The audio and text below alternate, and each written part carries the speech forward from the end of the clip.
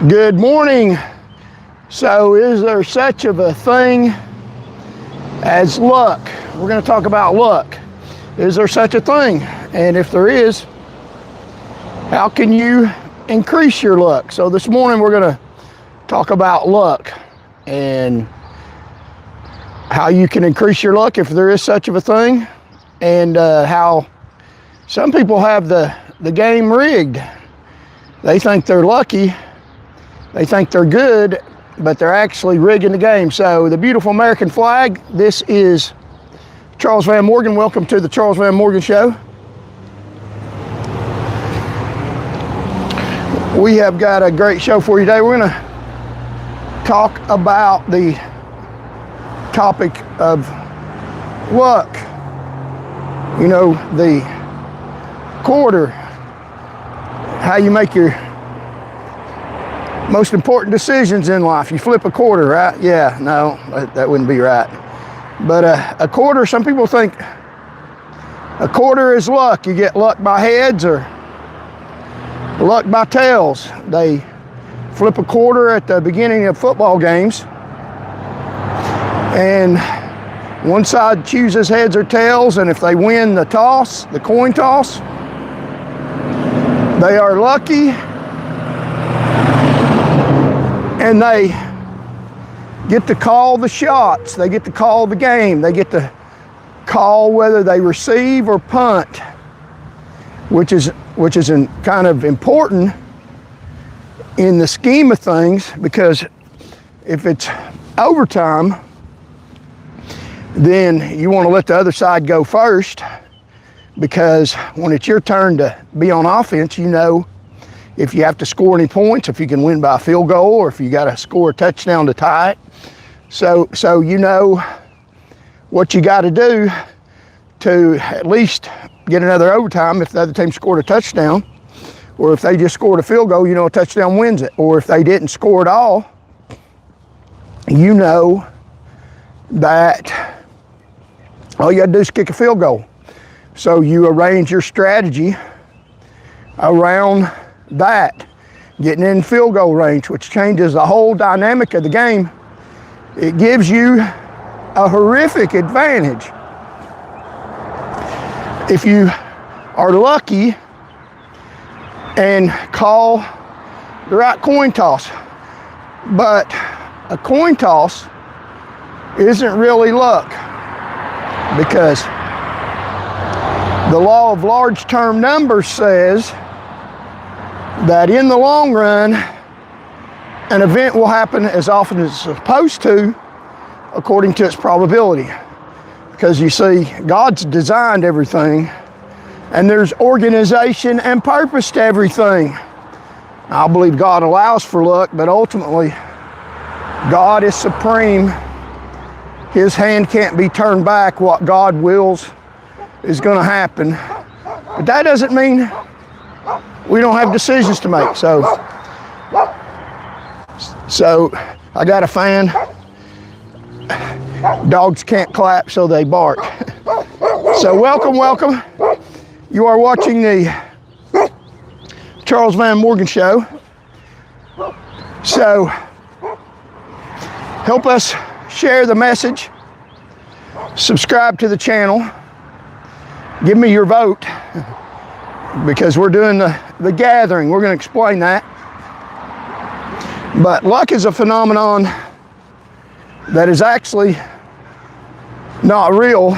Everything's in God's control, but we do have a lot of decisions that we can make to increase our chances in God's providence. So how do you have good luck? Well, it's not really luck. God controls everything. You pray about things. Pray for God's providence over your life. And you don't just sit on prayer. Very specific in the Bible, it talks about if somebody be destitute of daily food and you say you'll pray for them, that's not enough. That's not right. Just praying for people, you have to help them. And it's not right just to pray over your life, pray over your family safety, and not take any measures or precautions to try to protect them. That wouldn't be right. So you not only have to pray, if you want God's providence and protection over your life, pray, and then act on your prayers and follow your talents, your gifts that God has given you, because there's specific teaching in the Bible about people who hid their talents. They had talents. Everybody has a talent. Everybody.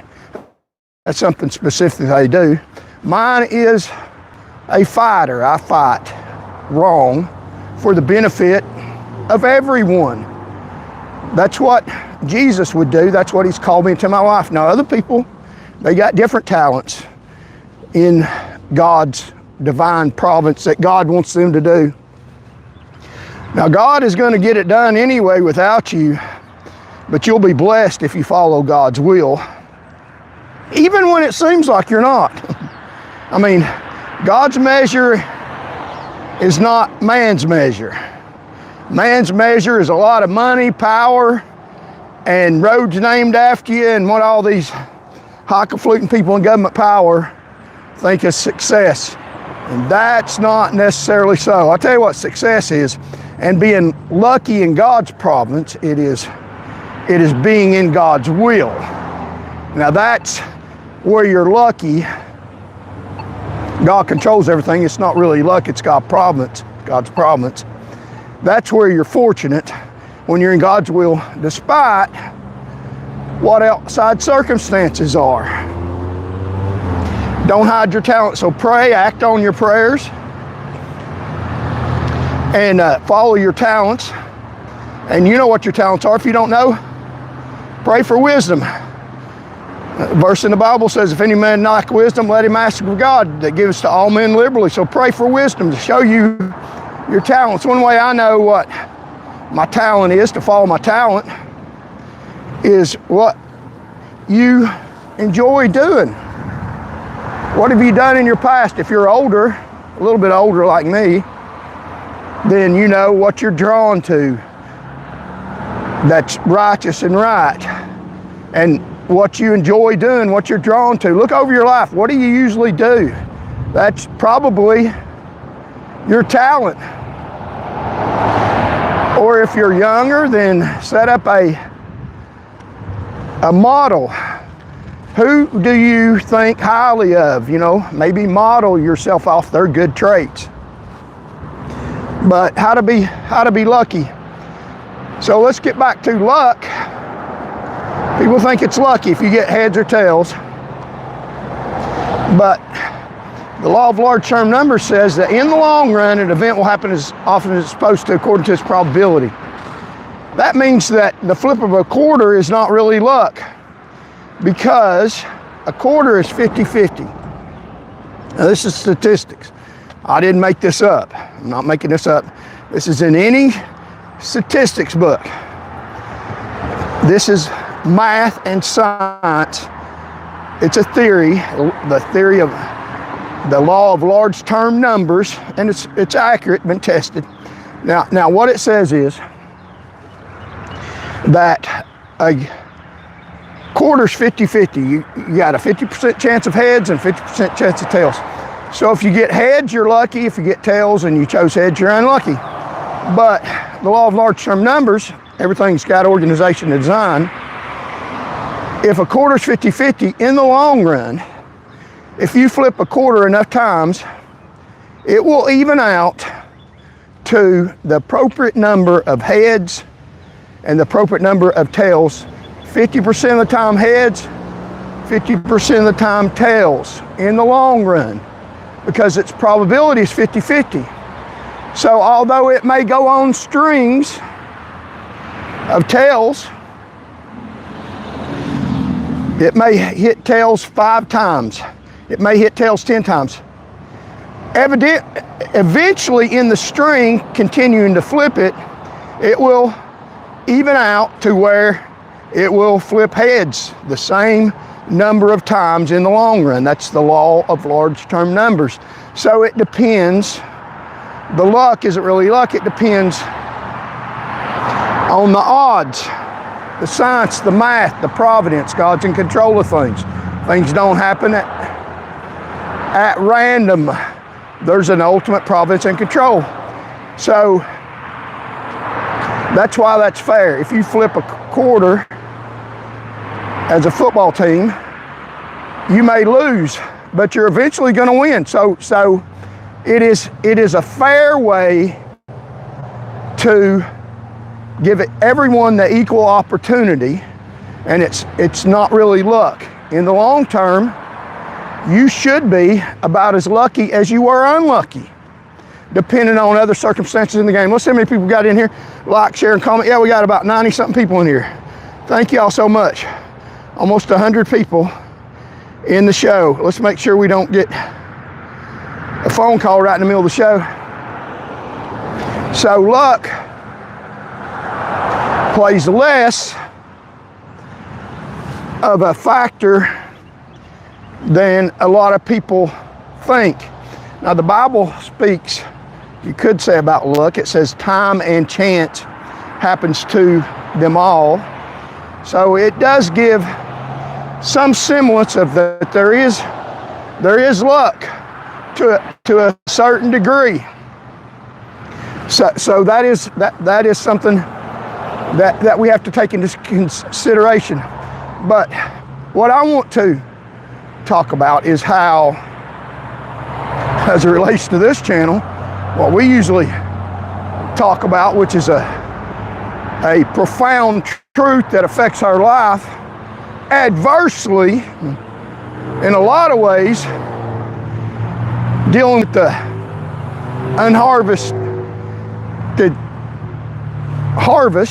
the ungathered harvest, is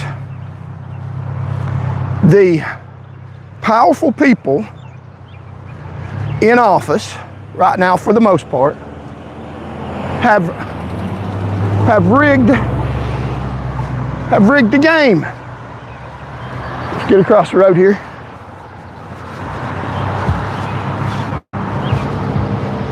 Make sure we don't get run over. They've rigged the game to where the coin is not fair. They've rigged the coin. And we'll talk about the many ways that I've done that. But don't worry about that. Don't worry about that. Because in God's providence, He can unrig the game. So don't worry about anything. Be careful for nothing, but in everything give thanks unto God. So don't worry about that. But they've rigged the game. They've rigged the game. They don't trust in God. They don't believe in God. I do. No matter what the circumstances, I believe in God. I believe in praying, and I believe in doing the best that you can, despite the phenomenon of luck. So how they've rigged the game, if you take a quarter, it's 50-50. You're going to get, in the long run, not immediately, you're going to get 50% heads and 50% tails. That is a law of large term numbers.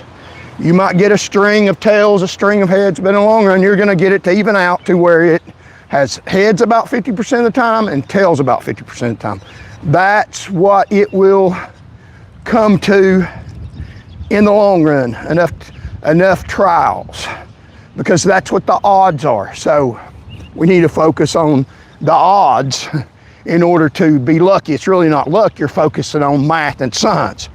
So the way the rich people have rigged the game, the super rich, the billionaires, and they literally think that they've earned it and deserve it, and that everything is fair because that's just human nature, but it's not.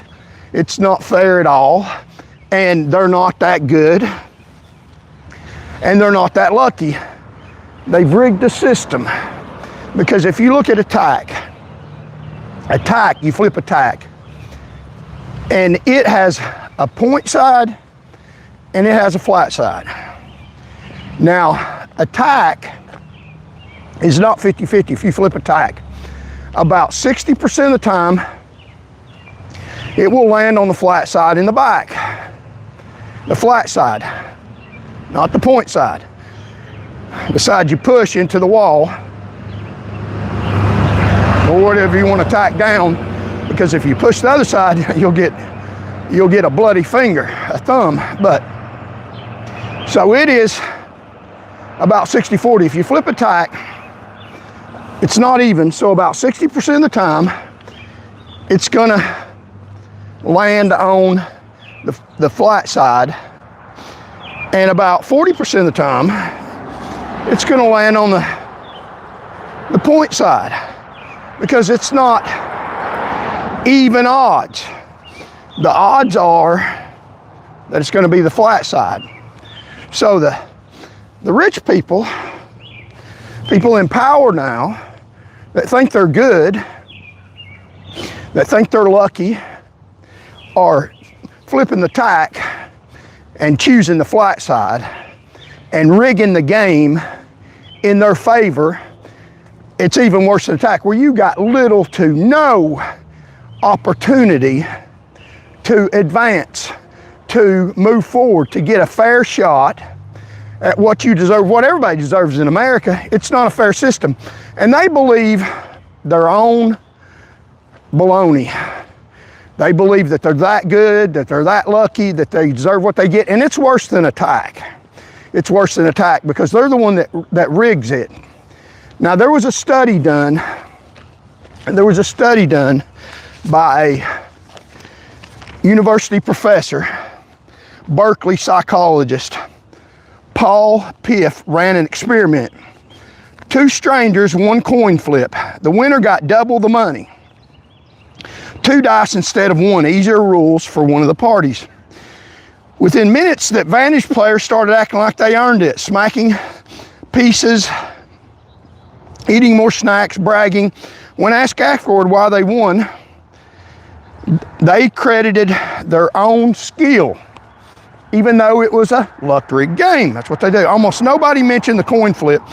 The powerful forget the coin flip that started it. So they get a rigged system because of the unfair benefits that they have manipulated, that they have squandered away from you, that they have buried your talents, and you didn't bury them, they did, and then they have exploited you and used that exploitation in their favor, in their benefit. That's how, and they claim that they're just good, and they forget about the luck part, which is not really luck, but the part where they rigged the whole damn game. And then they call themselves good. That study shows that. They get to believe, they start believing, excuse my language, we're not in the church, I'm not a pastor, just a well-educated, knowledgeable speaker, I believe, sent by God. They believe their own bullshit. They really do. That's why it's a fight. They're willing to fight hard for their lies that they believe. They're caught up in that. They think they're great. They think they're awesome. They think they're a benefit to you while they're stepping on you. And it has been studied that the super rich are less philanthropists, that they give less. Among people that give the most to help other people, and I'm not just talking about money, of course they give more money comparatively. Poor people give more money. They actually think that they do more for people, that they're beneficial, and they've rigged the whole damn system in their favor, unfairly, unjustifiably, and then they take damn credit for it. And then they take credit for it, and they believe they're bullshit. They literally believe it. The fact is, it's not true. They're not that good. It's a rigged game in their favor, and we outnumber them by the masses. And they have convinced you all, they have convinced you all, and the over 3 million, about 3.5 million Tennessee people who didn't vote, that your vote doesn't matter, and all across the United States. In other elections, they convinced you by their rigged system, how they continue to win. They must be that good because they've rigged the system. They're not that good and they believe it. That your vote doesn't count, your vote doesn't matter. And you're the ungathered harvest that can beat the living hell out of them with a rigged game.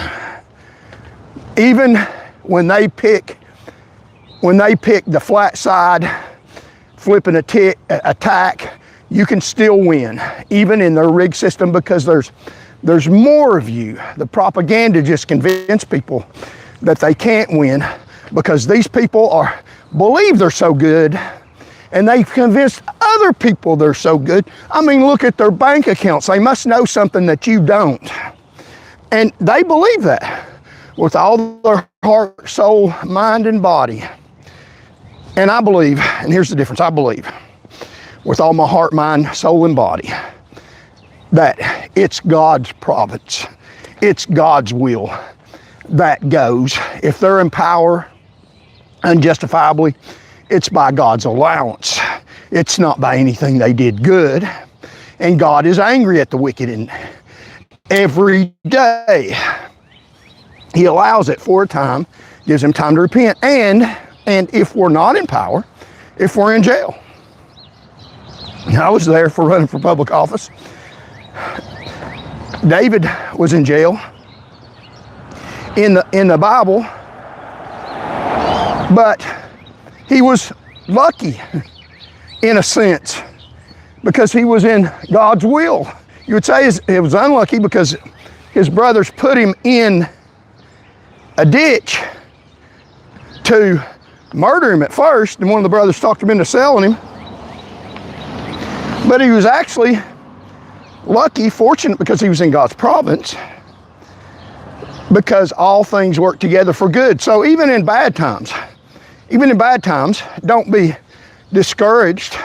If you're in God's will, then you are fortunate. You are lucky. You're where you need to be at the time, and you don't need to be. This is the hard concept to get. That if you get, it helps. If you're in a difficult situation, if you're in a hard time, and I've been in a hard time for years and years, if you frame it that way,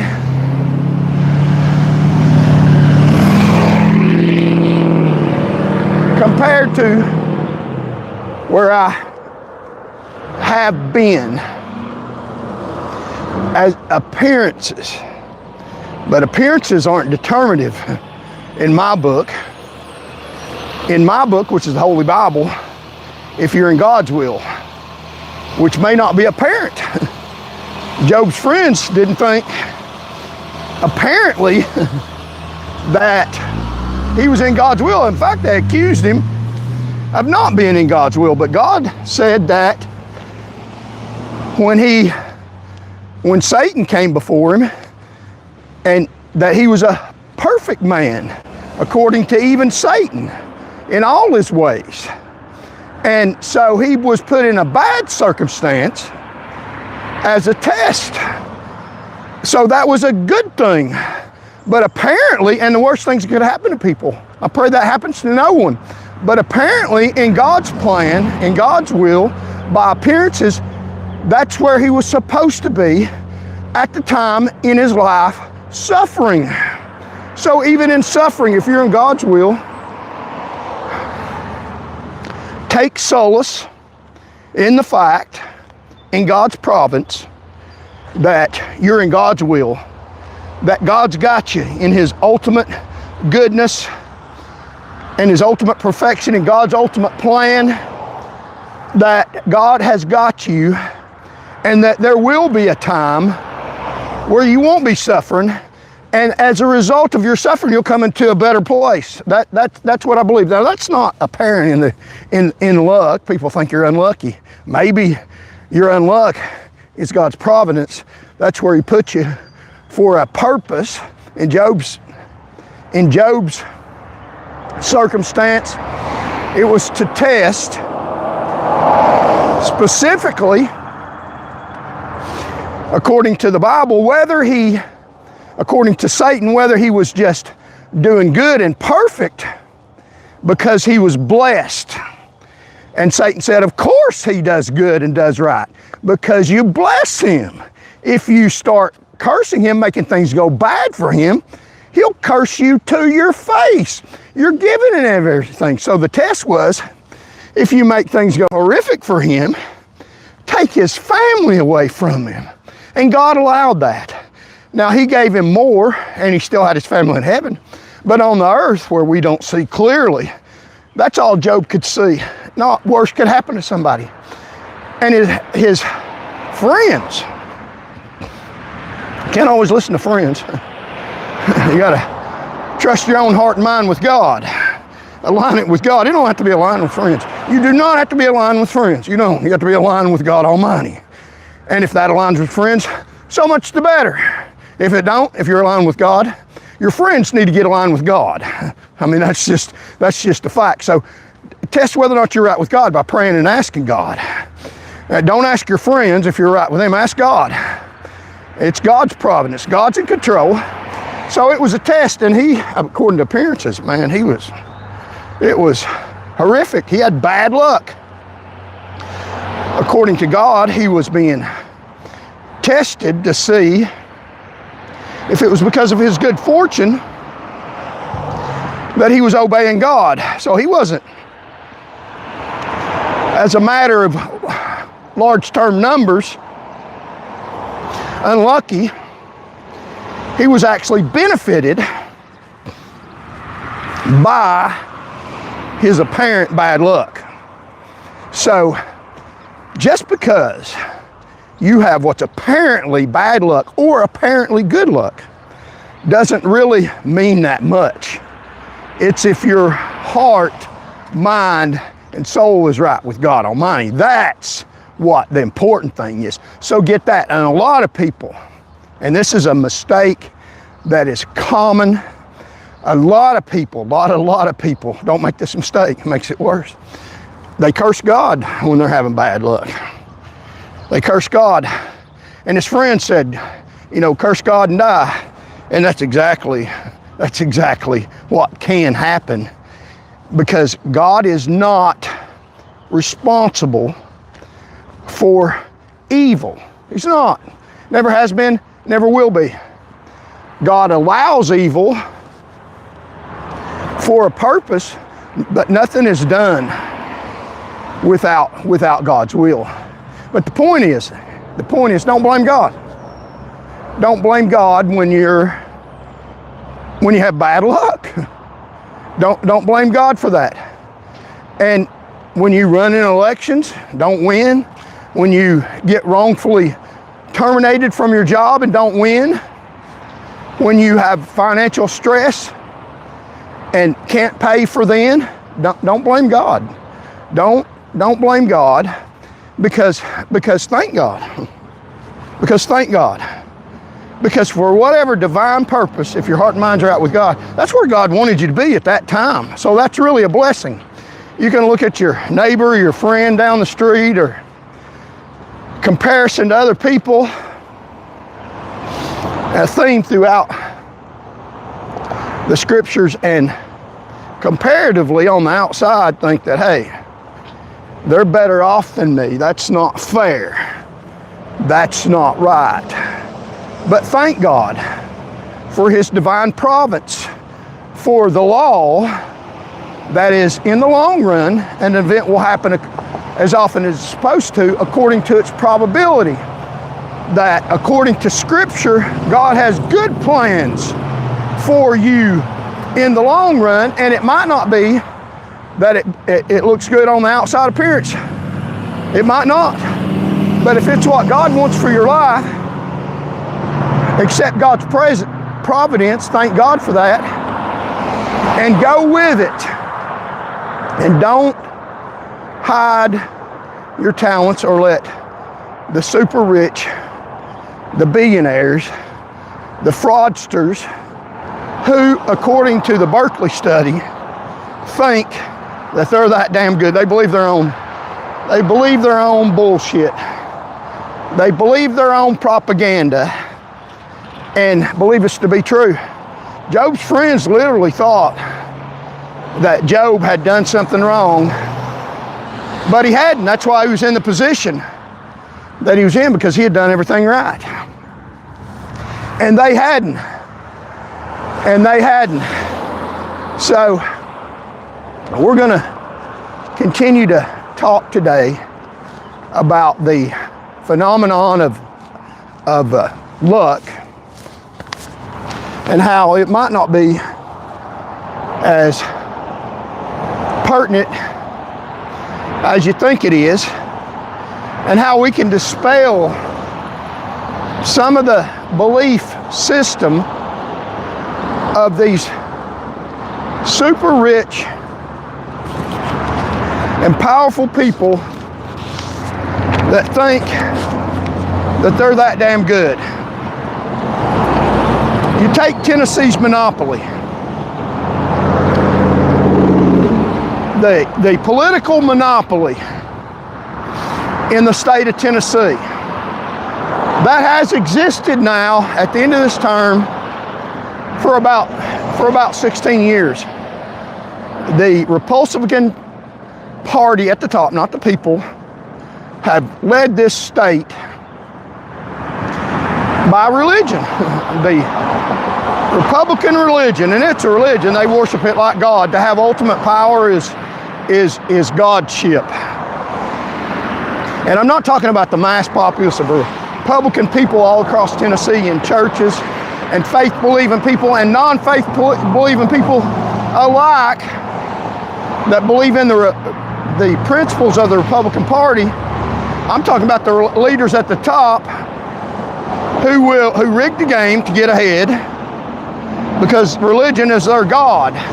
And to lose is the ultimate massacre, the ultimate evil. We can't do that. We can't lose. We have to do whatever we have to do to win, is how they think. And losing may be to your benefit. It might not be that bad. In fact, that's one of the best ways to be lucky, is when you're unlucky, enjoy the fight. And that's what we're doing. So Tennessee officials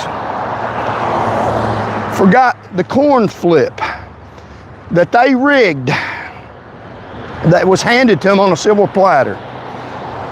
Take the monopoly lesson directly in Tennessee. The Haslam family inherited wealth and political infrastructure built before Haslam filed a single piece of paperwork. So it's pretty much predetermined, but he thinks he's that damn good. He's proud of himself. Yeah, he thinks he's a real sexy man. Suntan booth. Probably his hair plugs. His expensive exercise equipment. He went door knocking. You know, he's humble. Went door knocking during his campaign. Door knocked on pre-planned doors where supporters of the party, I knocked on 40,000. Some of them pulled guns on me. So, but he's that good and I'm not. No, I'm that good. And he enjoys the win. That's at all costs. He's trying to buy the government right now. I enjoy the fight. The fight for what's right for others. And that's been my history. His history's been one of rigging the game, fighting for himself and his family and his friends, maintaining the godship, the power, through luck, which is not really luck, it's a rigged game. But that's God's providence. So, Marsha Blackburn, Ridgebook Network billionaire donor backing. But she's that good. She thinks she's that sexy, that pretty. The dyed blonde hair so the gray doesn't show up. I mean, I'm just telling you the truth. That might not be nice to say, but that's just the damn truth. The hidden agendas for the super rich, she's not for you. She's not for the mass populace of Tennesseans. She's not for the about 3.5 million Tennesseans that didn't vote. She's for convincing you to either vote for her in the Republican Party at the top, not the people, or don't even go to the damn polls at all. You won't win. That's her message, because she's for the super rich, for the rigged game, for the atrocities in the state of Tennessee that she helps commit. She's got these people, get across the road here, she's got these people footing the bills, rigging the scales, an unjust scale, taking money from people who are writing the laws. It's not luck. It's worse than attack with a head 60%. It's about 99 and you got less than a percent chance. Over 99% chance they'll win, because they got their foot unjustifiably on the damn scales. That's what they do in Tennessee. And she believes that she's that good and that I'm just nothing. And you're nothing, because we haven't been able to garner many votes. Just like they thought with David. Just like they thought with Job. He done something wrong, he ain't that good, he's horrible. When he was the one doing right because of circumstances. But Job was doing right. And even though his wife told him to curse God, he didn't.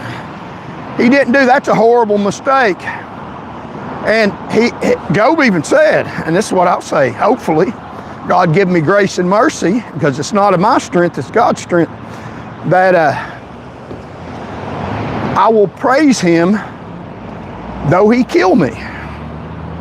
He decided in doing right, if the righteous God decided to take his life, that's the faith he had in God that didn't go away. When he was blessed, it was there. When he wasn't blessed, it was there. Because he knew the true God, which is not politics. Doesn't have anything to do with politics. Politics is evil and wicked, a product of this earth to gain power. Satan tempted Jesus with politics on the earth, taking him up to a high mountain, promising to give him power over the governments, over all he's seen, the governments. And he had the authority and the leverage to give Jesus that on the planet Earth. He certainly did. And if he'd have taken it, it'd been wrong. So just because you don't win, I'm not saying every public official is evil. They're not. Some of them very good, have a very good heart. I'm saying they gotta go along to get along, or you wouldn't have society as messed up as it is now under the huge amount of public corruption that's getting so horrific that we can't even spread the gospel of Jesus Christ. A lot of preachers I've heard say that Christians should stay out of politics, that Christianity's spreading the gospel of Jesus Christ. And I don't agree with that. I heard one say the other day that politics, Christians shouldn't be involved in politics, that voting was a privilege, not an obligation, a privilege, not an obligation, and that's not true. So that's not true at all. Voting is a responsibility if you're a Christian, because it's a civic responsibility, a civic duty. The preacher said it was a civic privilege, that Christianity, spreading the gospel, was our responsibility. But if Christianity is a duty to spread the gospel, then it's also a duty to establish the infrastructure to be able to spread the gospel of Jesus Christ and continue spreading it without getting dead. And right now in the state of Tennessee, they are passing laws to make it not a crime for people to shoot you on their property while you're trying to spread the gospel of Jesus Christ, calling it trespassing, and allowing them to shoot you for what they frame as trespassing. So I would say, very definitely, voting is not a civic privilege that you can engage in or not. That's fine. I would say, as a Christian, it's a civic duty to make sure that we have an infrastructure where we can spread the gospel of Jesus Christ. And people have freedom of speech. As our Constitution says we have, to protect our society from anarchy. So we have a responsibility. The 3.5 million people that didn't vote, I would ask you, and not all of them Christian, but I would ask you to consider voting as a civic duty, much like a jury duty. Jury's a duty. You can be subpoenaed to jury duty. I was the other day. They paid me almost $80 for showing up for a few hours, which is fine. It's my civic duty. I would have done it without getting paid. You do get paid for it. But it's a civic duty. You can be charged with a crime if you avoid jury service. If you get a subpoena in the mail, summons to go to jury duty, you better damn well go. You don't get a summons to go vote. But if you're a Christian, you better go vote to provide an infrastructure to spread the Christian faith. Because they're taking it away from us right now. They think they're good. They believe their own bullshit. And it's bullshit. They've got the game rigged. We need to unrig it. So we're going to our signature location.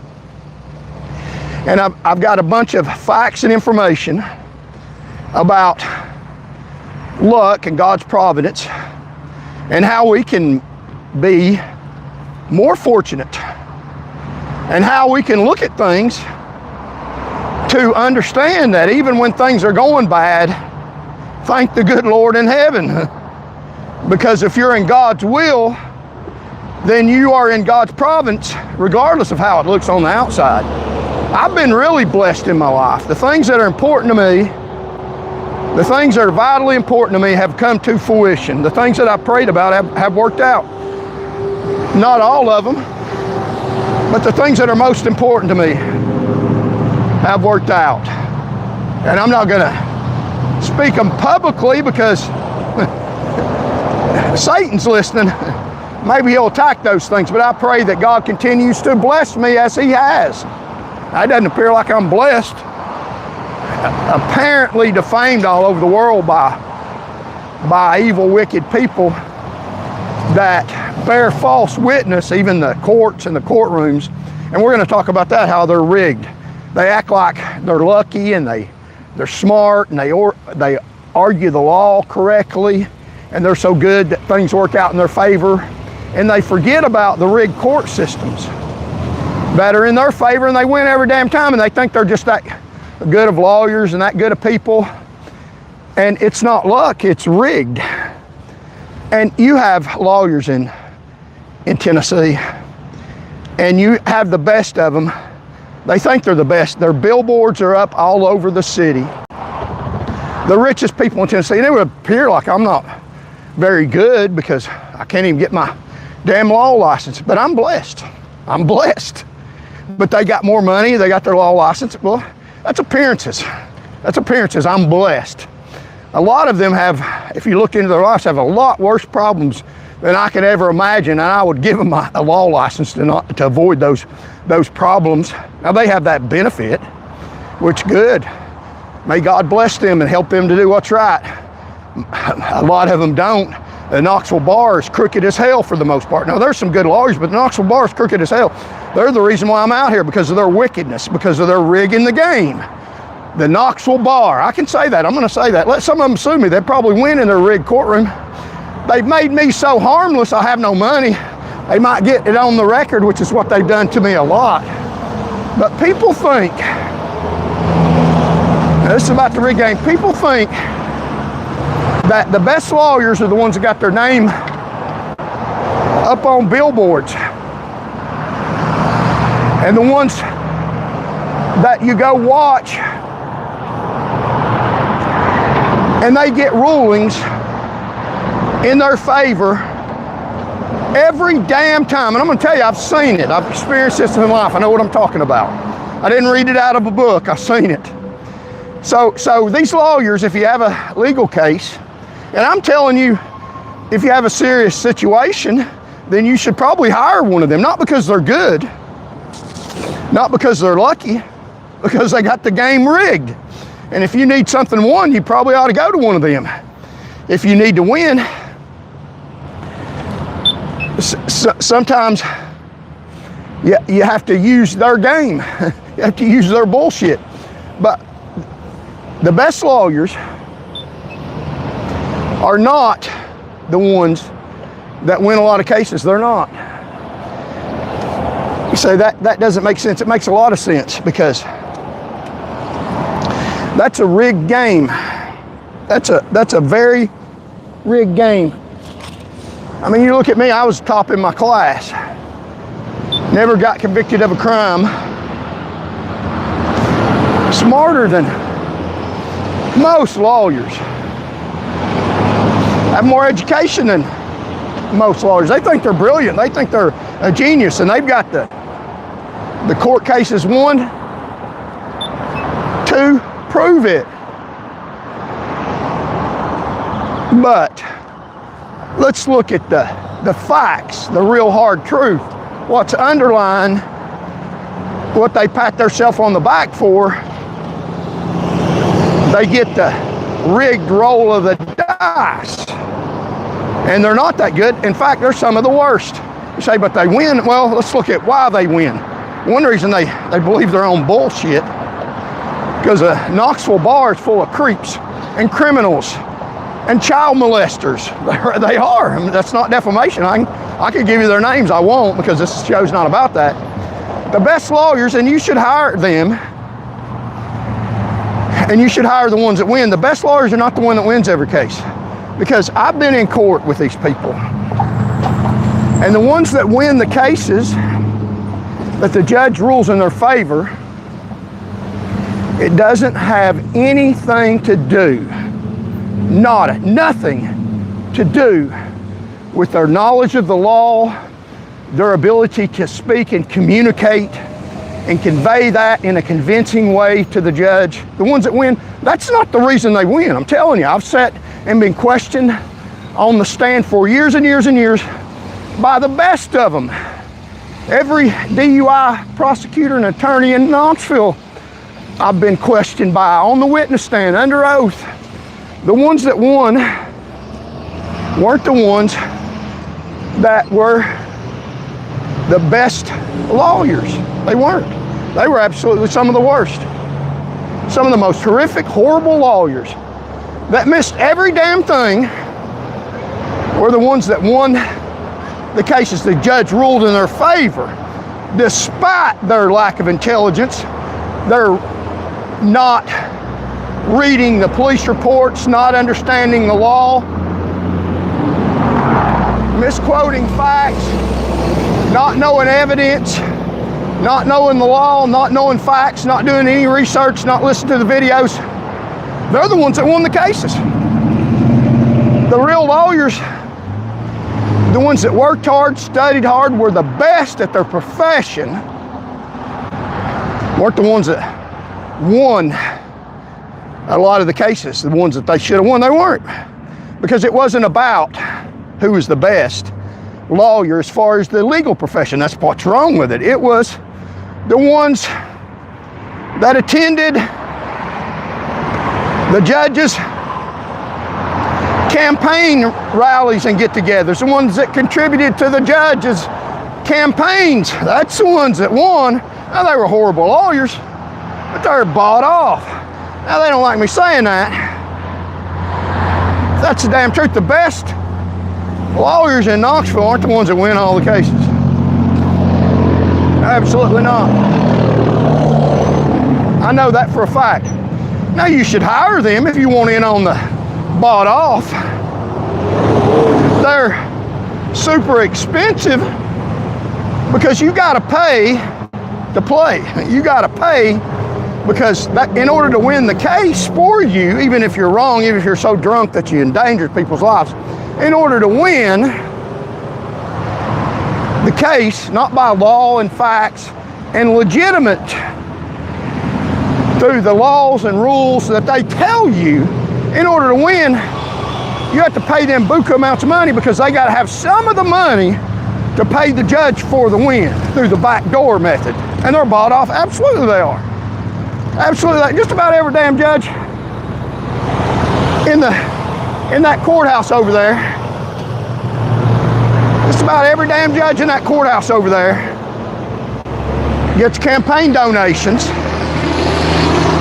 from lawyers that win every time that they're before him.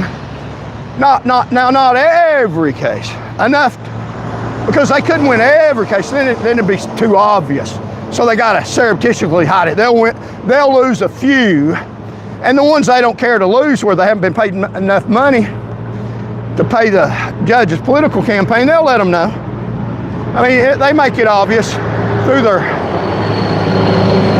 backdoor unspoken contracts. You know, there's unspoken contracts. They don't write it out to the judge. I will donate so much to your campaign. I will, when asked by the news media about you, I will brag on you.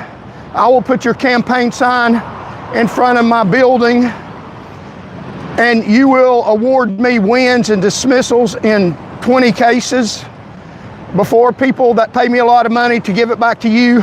Now, they won't sign a contract that says that. You know, it's the wink, it's the backdoor deals. Unspoken, that you know what you got to do to get by, to get lucky in their book. That's how they rig things. And these attorneys, and I've sat and been questioned by them. It's almost funny how horrible some of the attorneys that win, and it makes you almost convinced, well, they must be pretty damn good. And then you get questioned by an attorney who is not one of the ones in the end, who studies and still believes in the rule of law and case law and the way it's supposed to be done, similar facts. You have similar facts, you argue those facts, argue the law, use your talent and ability in speaking and convincing and telling a story, and you think you should win. And you lose, and you think, well, I guess I'm not that good. And the attorney that gets up there and babbles his way through every damn thing, doesn't even get the right case law, hasn't even looked at the videos, doesn't know the tapes, hasn't found any mistakes that you've done that in real life.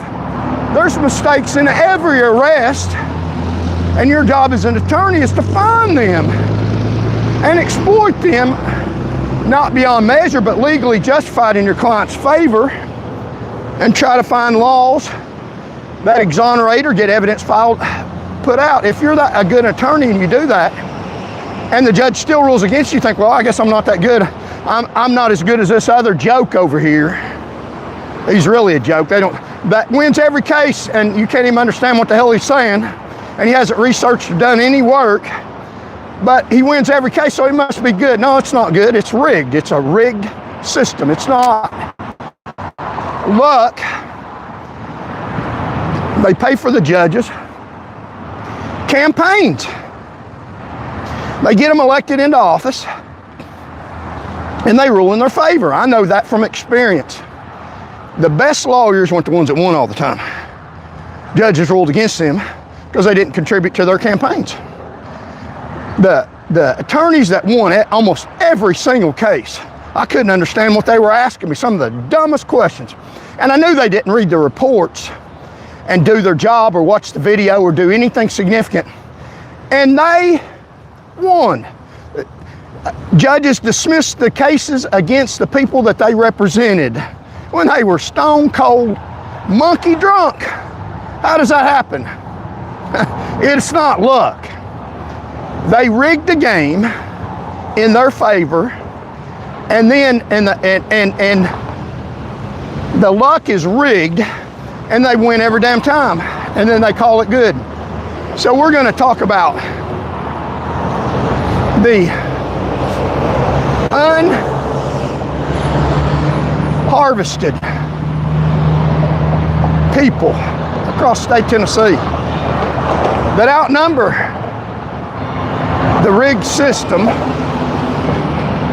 and how we can beat the hell out of them. And we need to do that as you look at the beautiful view. Thank you all for joining me. Like, share, and please subscribe to the channel and help me get the message out. And also contribute if you can. If you can't, that's fine too. If you can, we appreciate it. So, you're watching the Charles Van Morgan Show. If you're just joining us, got a great show for you today. We want to talk about luck. What we can do to make ourselves more fortunate. So UC Berkeley psychologist Paul Piff ran an experiment. 2 strangers, 1 coin flip, the winner got double the money. 2 dice instead of 1, easier rules for one of the parties. Within minutes, the advantage player started acting like they earned it. Smacking pieces, eating more snacks, bragging when asked afterwards why they won. They credited their own skill when it was a rigged luck game. That didn't make you think of politicians. They think they're that good, that smart. Almost nobody mentioned the coin flip when they won later. Ask these politicians if they won because they are Republican and the game is rigged in Tennessee. The powerful forgot the coin flip that started it, and they forget that. I don't. They're not that good. We are. They're not. Losing doesn't make us not good. It just shines a light on their rigged luck game. In fact, they are so good rigging the game against me because they have to. The measure I make is the lowest votes that I get, the better that I am, apparently, until the pendulum changes. But I've been very good because I've got few votes. Imagine that. I'm saying I was very good when I ran for governor the last time. I was very good when I ran for city council. I'm very good now. Because I got fewer votes than a lot of people. Fewer votes than anybody ran in South Knoxville. Fewer votes than anybody that ran in the city of Knoxville. I didn't get fewer votes. Now get this concept, this is real. This is not hocus pocus or stupidity. This is the truth. I got fewer votes because I'm that good. Because people in power knew that I was that good. I was a threat to their fake establishment, going to be bad for them and good for the people in Knoxville. They knew that, so they intentionally did not leave me alone. They intentionally kept the score down.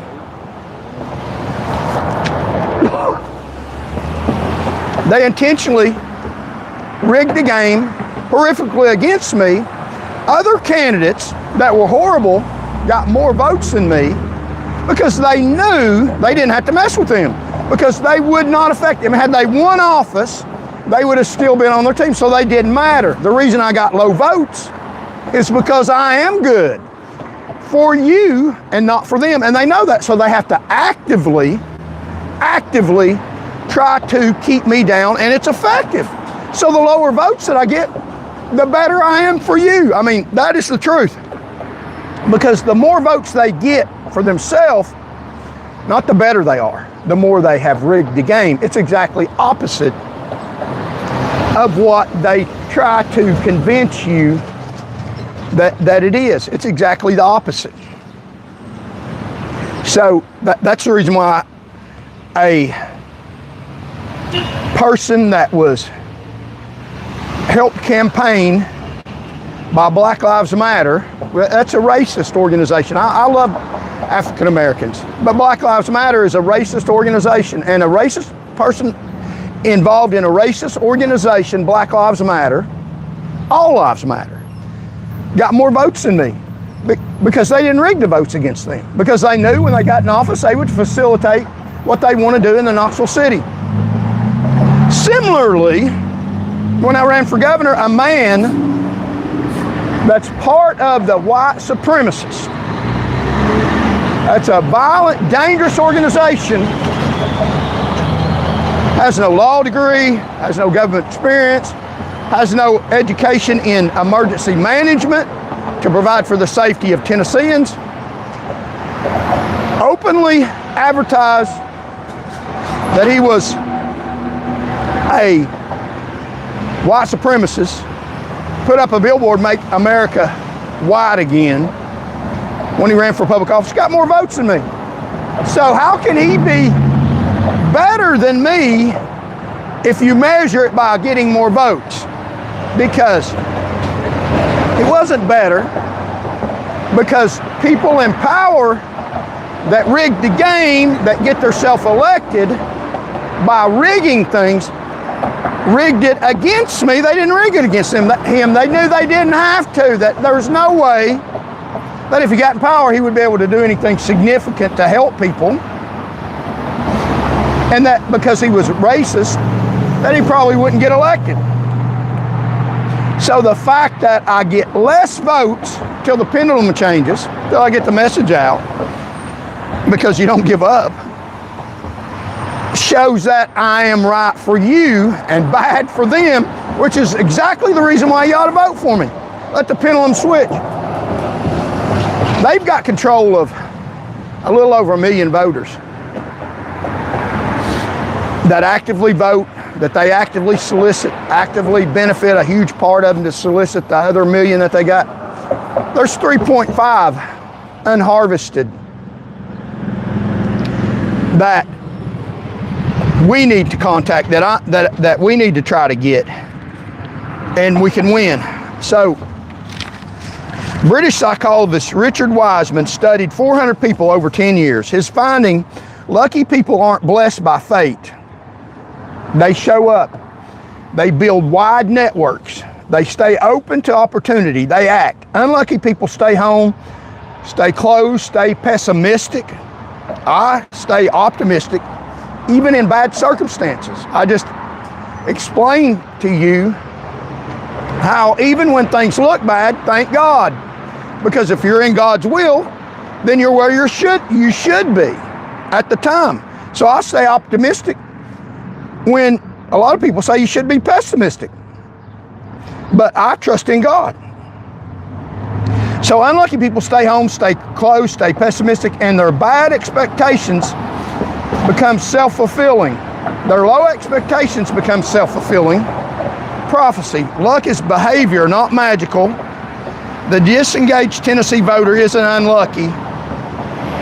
They're ungathered. You need somebody to tell you there's way more of you. A small percentage of us beats the damn hell out of them symbolically. Now, we're not really going to punch them in the face. Although I'd like to, some of them sure need it. They sure as hell need it if you look at the view and to get something to drink.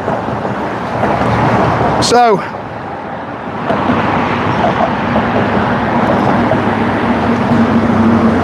the ungathered. The Tennessee voter is unlucky, you're ungathered.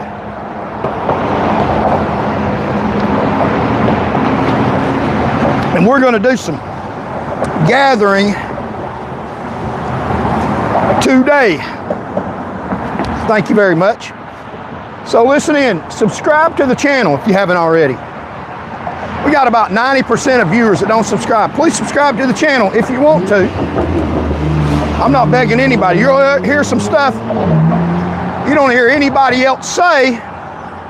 It's dangerous work going against the crooked establishment. They're dangerous people. They claim I'm dangerous, which tells you something. I'm not dangerous at all. There's nothing dangerous about me. As far as illegal violence, they're dangerous. When they say something about me, look at, that's what they're guilty of, because that's what they're doing. They're deflecting. They're putting forth their own wickedness on me. That's what they do. I'm not dangerous, they are. I know for a fact they are. I've had judges chase me down the street, try to. No, I didn't run. Fortunately for him, the light turned green. Abdul's 4 keys, and where Scripture said it first. Dr. Abdul identified 4 behaviors that shift life outcomes. All 4 behaviors are in Scripture thousands of years before any researcher named them. You know, the good book. Opportunism. Notice and act on open doors. Revelation 3:8 says, I have set before you an open door. Esther 4:14, who knows whether you came to the kingdom for such a time as this? Intuition. Opportunism. Take advantage of opportunities. Intuition. Trust your gut, but as God-given pattern recognition. Trust your gut. How you feel about things. There's a untapped world of knowledge beyond verbiage, beyond communication. And it's very real. It's stuff that you know. You don't know how you know it, but you feel it. It's called the gut. You can't put it into words because you don't know exactly how you know it, but it's how you feel about a circumstance. You ever been somewhere you just didn't feel right about something, something wasn't right there? Get the hell out. You ever been in a place where you just felt good about it? It just felt like where you needed to be. You didn't know why, but you just felt intuition. Trust your gut as a God-given pattern recognition. Proverbs 20:27. Now, I'm not saying you should go on that exclusive, but that is a intuition, but that is something that you can use in addition to other things. Intuition, your gut. The spirit of man is the lamp of the Lord. John 16:13. The Spirit guides you into all truth. Solomon asked for discernment above everything else. Your gut.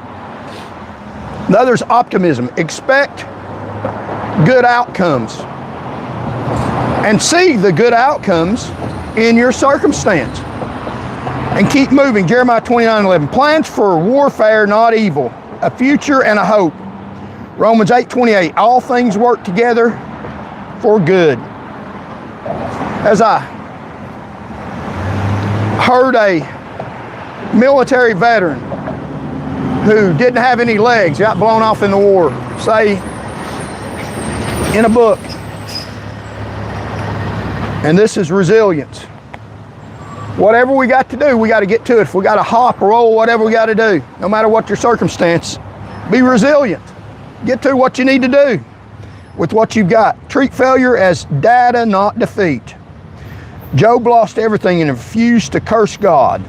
So, like the military veteran said, life is worth living.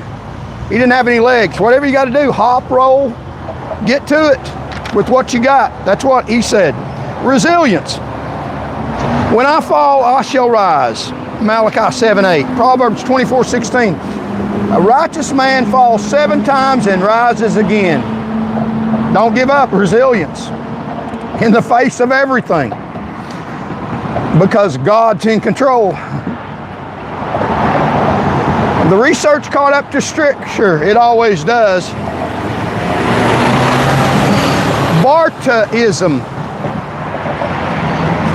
The machine they built. Derek Miller Science Channel. Derek Mueller's Science Channel. 14 million views. I wish I get 14 million views. Maybe I will. I'm blessed if I don't. His argument, in any large competition,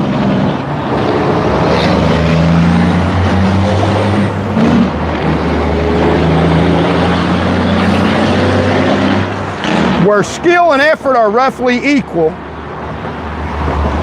luck becomes the deciding variable, the multiplier.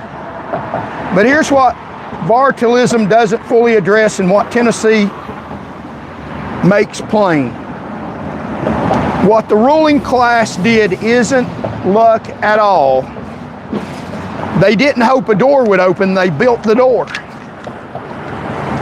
Random luck is moral neutral. A rigged system dressed as mediocrity is morally corrupt.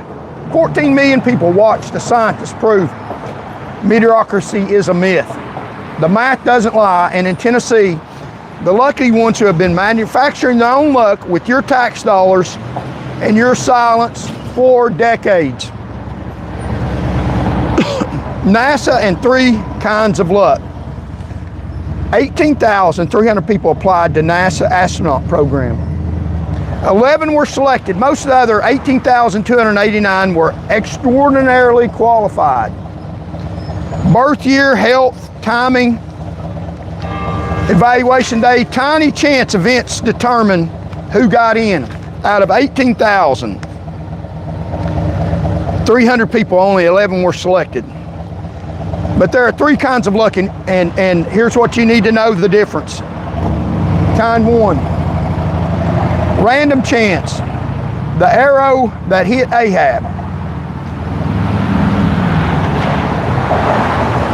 You cannot control this. Proverbs 16:33, even the Lord is God's. Surrender to it. Random chance that God controls. Surrender to it. It is God's will, God's divine purpose. Accept it. Manufactured advantage, kind 2. What the Haslam family built, what TBL did, not luck at all. Corruption dressed up as fortune. Expose it, name it, fight it. Kind 3. Position providence. This is what you control. This is what you control. This is what we can do. Ruth got up and went to the field. She didn't control which field. God handed that. But she had to get up first. You prepare, you pray, you position yourself. God directs the steps that are actually moving. So you got to get up. Life's worth living. Let's talk about some scripture. Seneca, a Roman philosopher nearly 200 years ago, one sentence every researcher you watched spent their career proving. Luck is what happens when preparation meets opportunity. That's what every researcher on luck. Preparation meets opportunity. Scripture said it better. Proverbs 16:19. The heart of man plans his way. We plan our way, but the Lord establishes his steps. Ecclesiastes 3:1. For everything there is a season and a time for every matter under heaven. You plan, you prepare. I knocked on 40,000 doors. God establishes where these steps lead. That's not luck. That's providence. Win or lose, you do what you're supposed to do. You do what you're supposed to do. Well, he doubted in the beginning, vouching for Judas. Okay. Some of the comments I don't understand. So, position providence. Ruth was a Moabite widow in a foreign land. No citizen, no inheritance rights, no legal standing. But every legal measure, her story was over before it started. She chose loyalty over safety. She got up every morning and gleaned in the fields. the lowest labor available to the poorest people. Scripture says, as it turned out, she ended up in Boaz's field. That phrase is one of the most powerful in the Bible.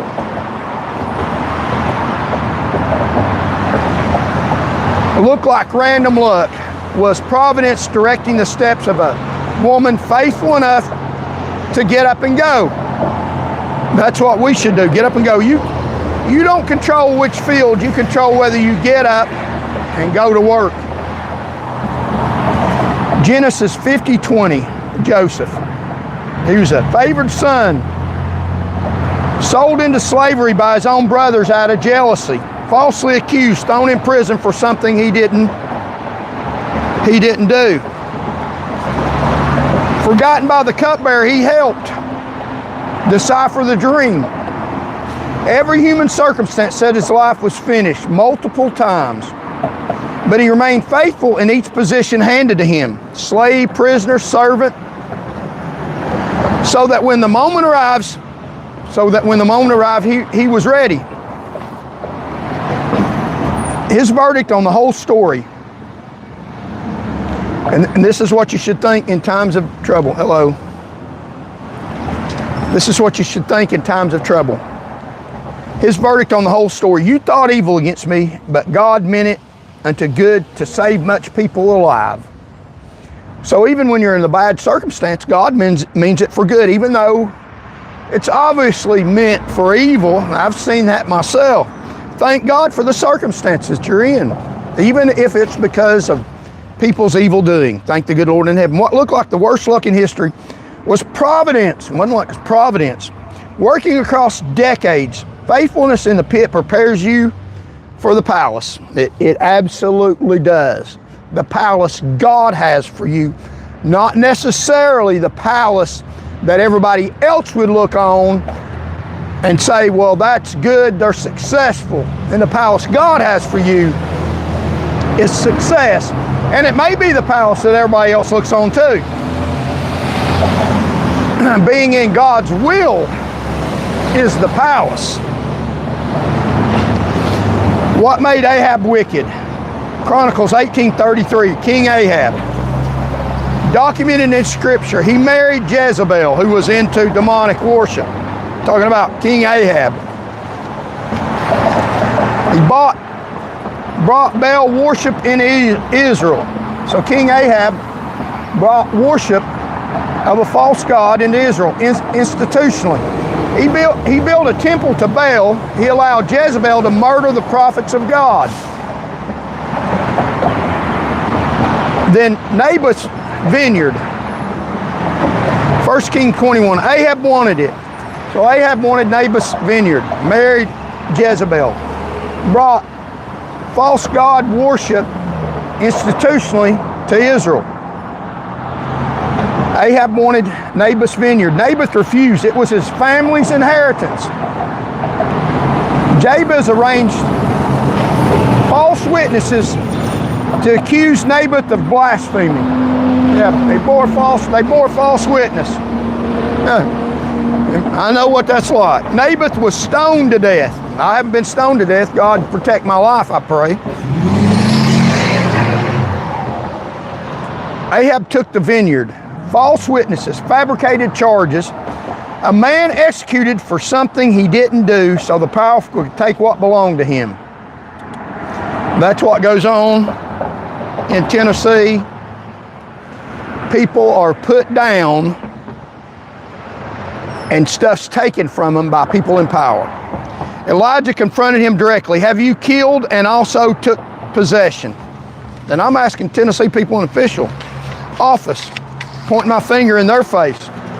You claim to be Christian, you certainly don't act like it. Then the battlefield. So here's what happened to Ahab. Because of what he did. Did luck get him? Ahab heard the prophet Micah's warning that he would die.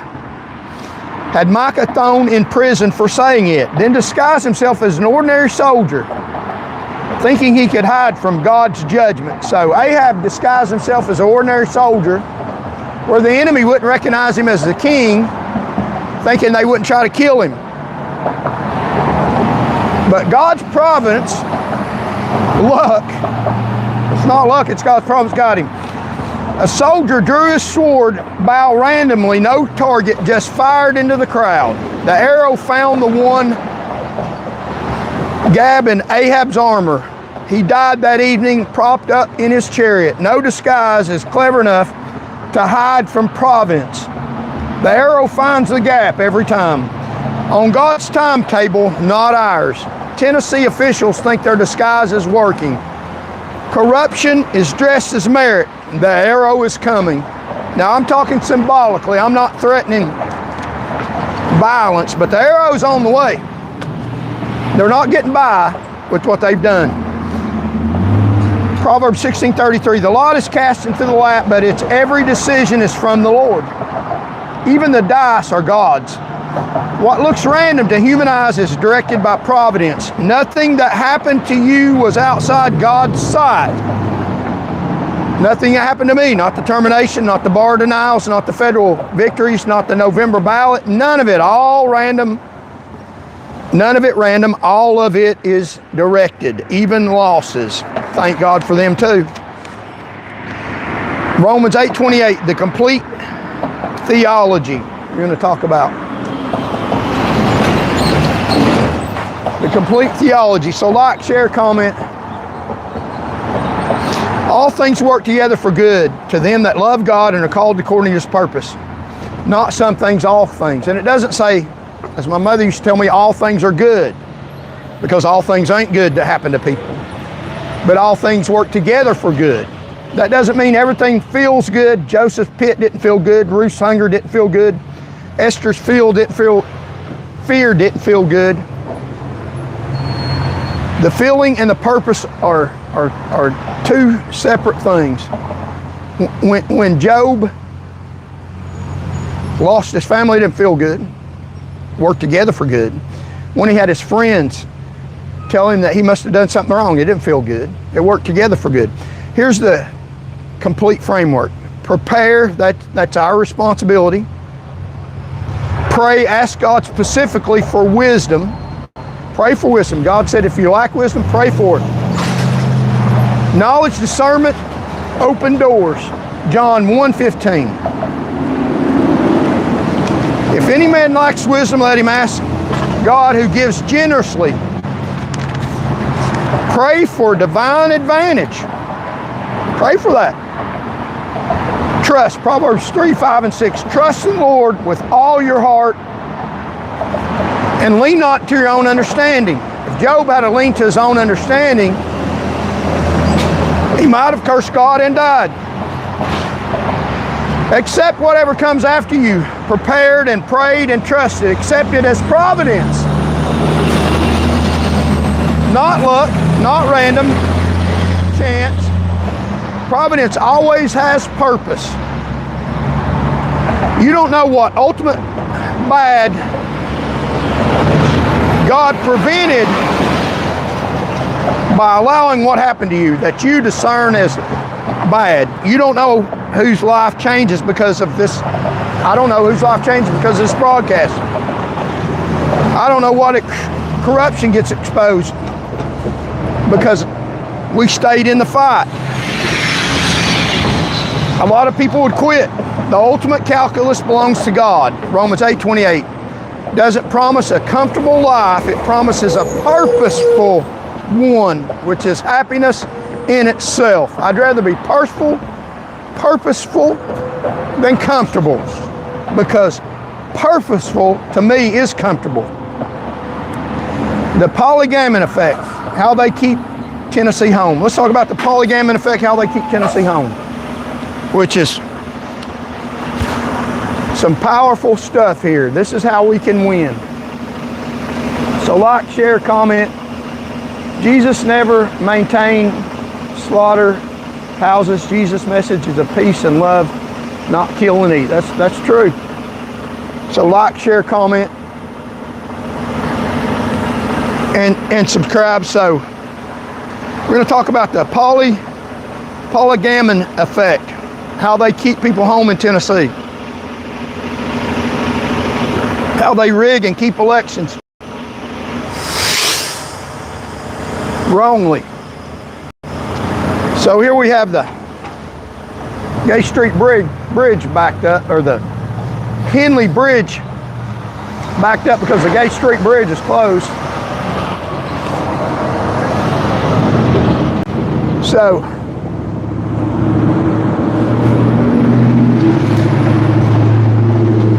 Rosenthal and Jacobson told teachers certain students randomly selected were about to intellectually bloom.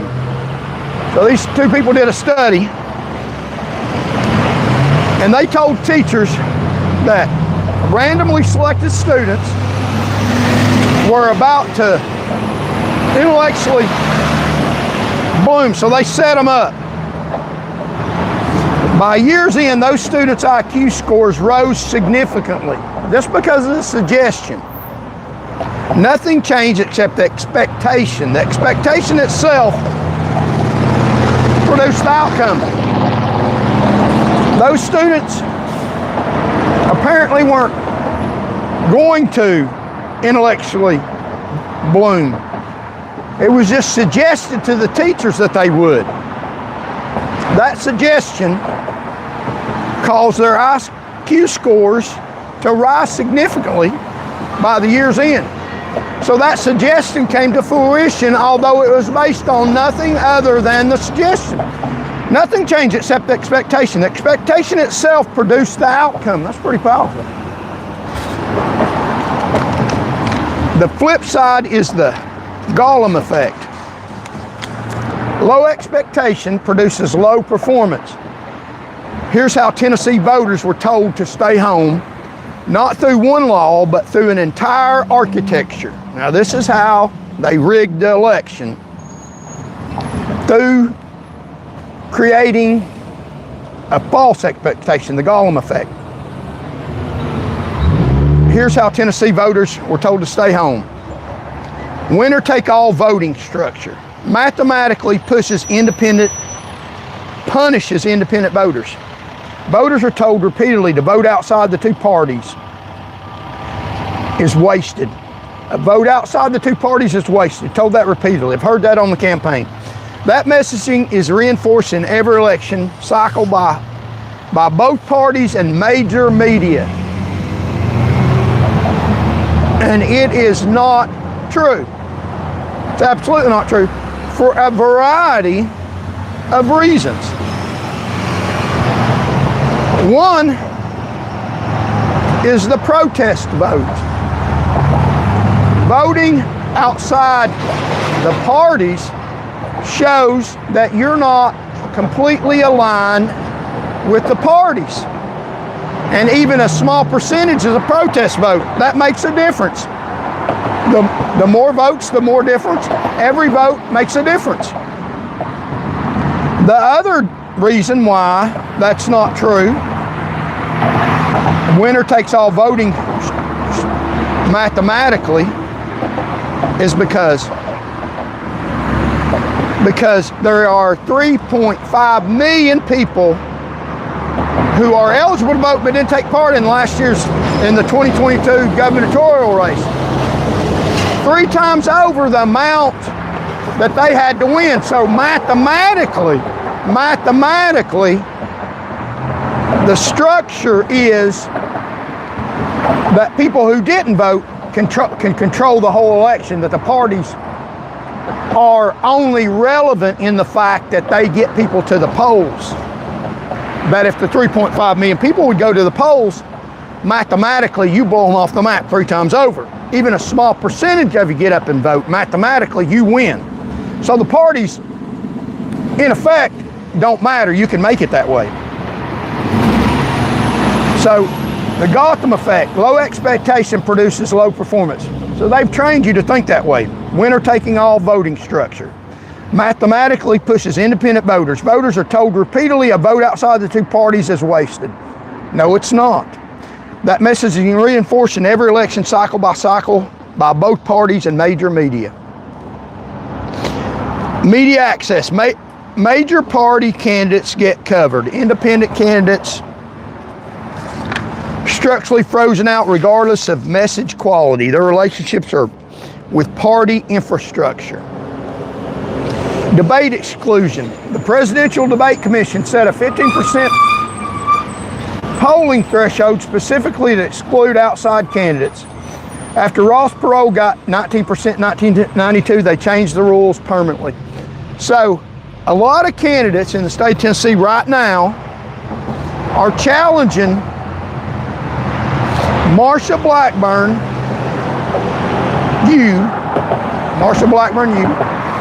to debate her, to debate them. Trying to get on stage with her to build up their votes. To just be on stage with her is a lot more votes for them. To put them on the same level because she's so far ahead.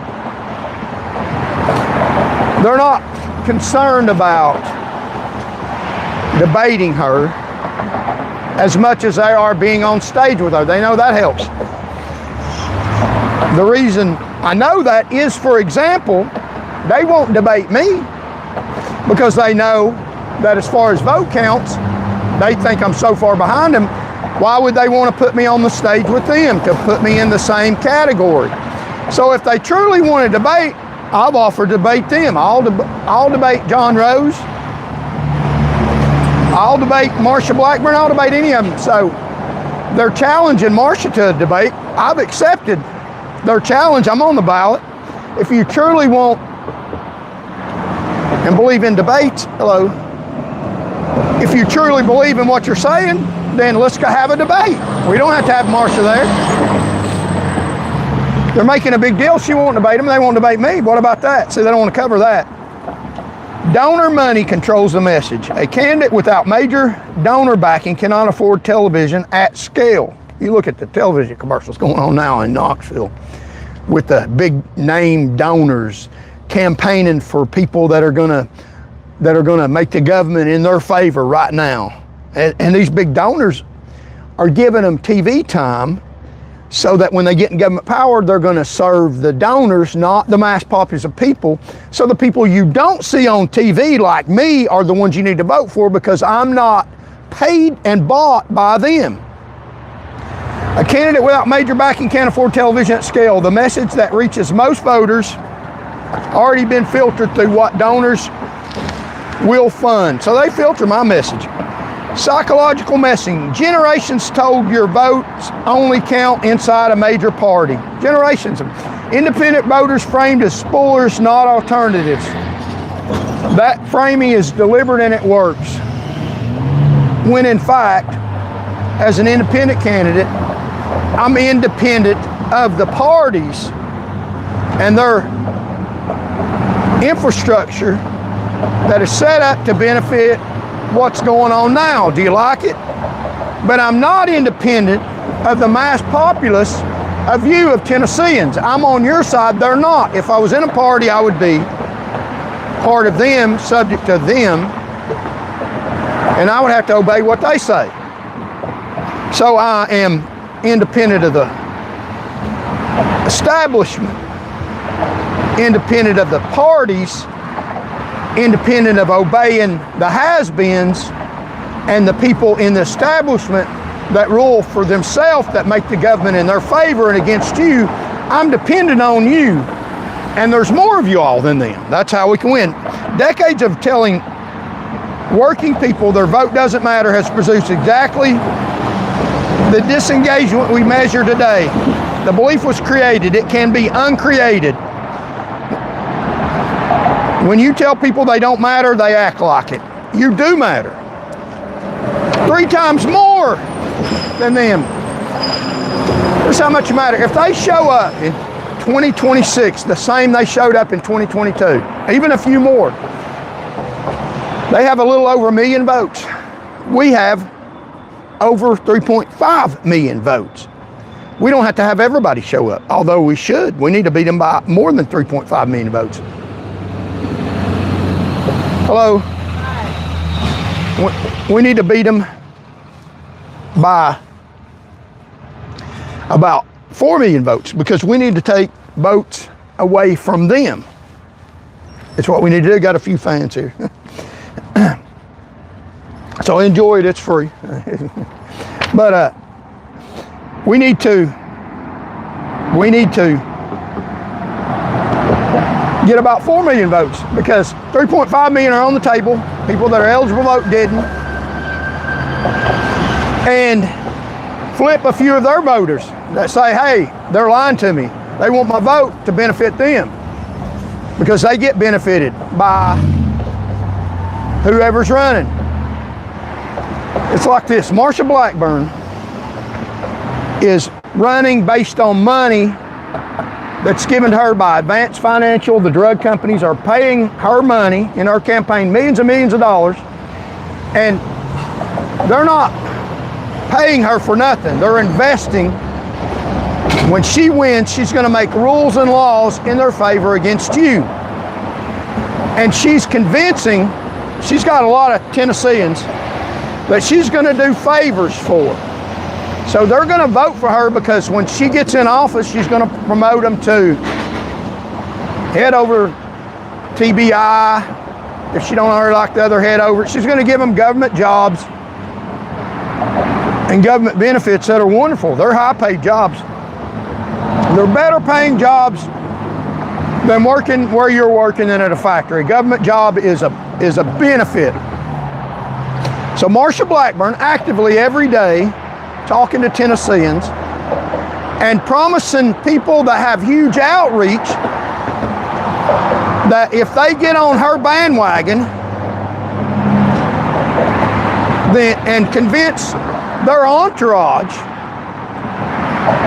that to vote for her, that they will benefit them. So they're telling their huge audiences, hey, vote for Marsha, vote for Marshall. Now they're not telling the people that they're asking to vote that I'm getting a benefits reason why I'm endorsing her, because when she gets in power, I'm going to be lieutenant colonel or major, or I'm going to be over some agency in the highway patrol, or my kid's going to get a government job, or benefit the establishment that they're already benefiting because they're in power now, and they know if they keep it in the Republican Party, they'll continue the benefits. People that are already there that know they get to keep their job when the Republican wins.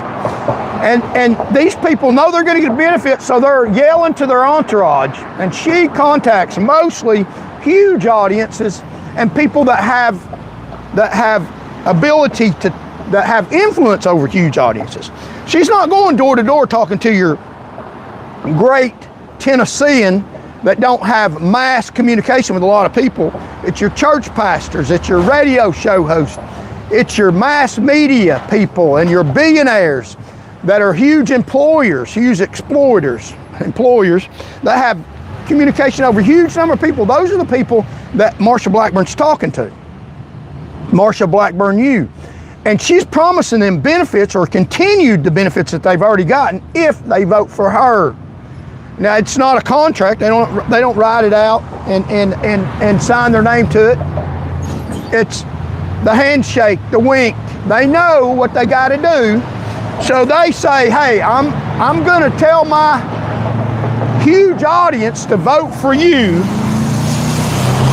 And when I do, they get whatever they've already gotten, or they get some benefit from her. And then they tell you that gets nothing, hey, she's good for you, when she's actually good for me, but I'm not going to say that, because we don't want that to get out, that I'm getting benefit, because that'd be illegal.